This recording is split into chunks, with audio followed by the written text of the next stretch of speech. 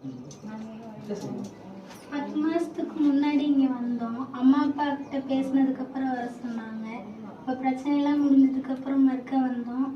அதுக்கப்புறம் கோயிலில் வந்து வளகாப்பு பண்ணணும் அப்படின்னு சொல்லியிருக்காங்க. எல்லாத்துக்கும் வணக்கம். எந்த ஊர்ல இருந்திருக்கீங்க?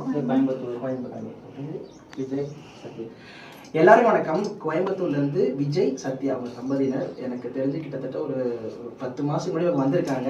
புதுசாக கல்யாணம் பண்ணவங்க வந்திருக்காங்க. இப்போ குழந்தை வர கேட்டு வந்தப்ப சுவாமி வந்து இல்லை, நீ போய் உங்க அப்பா அம்மா காலில் வந்து ஆசீர்வாதம் வாங்கி உங்க அப்பா அம்மாவோட சம்மதம் இருந்தால் தான், உங்க அப்பா அம்மா கையில தண்ணி மாற்றி குடிச்சாதான் நான் வந்து குழந்தை வரம் கொடுப்பேன்னு சொல்லி சாப்பிட்டுதானே. அதுக்கப்புறம் நீங்க என்ன பண்ணீங்க?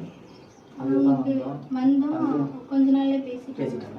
அதுக்கப்புறம் இவங்க பிரிஞ்சிருந்தாங்க. அப்புறம் நீங்கள் அருள்வாக்கு கேட்டதுக்கப்புறம் சாமி போய் உங்கள் அப்பா அம்மாட்ட பேசி உங்கள் அப்பா அம்மாவோட சம்மதத்தை வாங்கிட்டு சொன்னதுக்கப்புறம் இவங்க போய் உங்கள் அப்பா அம்மாட்ட பேசி இவங்க குடும்பம்லாம் ஒன்று சேர்ந்து அதுக்கப்புறம் அவங்க அப்பா அம்மா கையில் திருநீர் பூசினதுக்கப்புறம் அவங்க பூசினதுக்கப்புறம் இப்போ சாமி சொன்னது மாதிரி மாசமா இருக்காங்க. குழந்தை அவரை கேட்டு வந்தாங்க. சாமி இல்லை நான் தரமாட்டேன், போய் உங்கள் அப்பா அம்மா காலில் வந்து ஆசீர்வாதம் வாங்கன்னு சொல்லிட்டு வந்ததுக்கப்புறம் இப்போ வந்து 7 மாதம் வந்து மாசமா இருக்காங்க. இவங்களுக்கு பிள்ளை வர கிடைக்க போகுது. குழந்தை வர கேட்டு வந்தாங்க. சாமி சொன்னது போலவும் இன்னைக்கு இவங்களுக்கு வந்து 7 மாசம் இன்னைக்கு வந்து மாசமா இருக்கிறாங்க.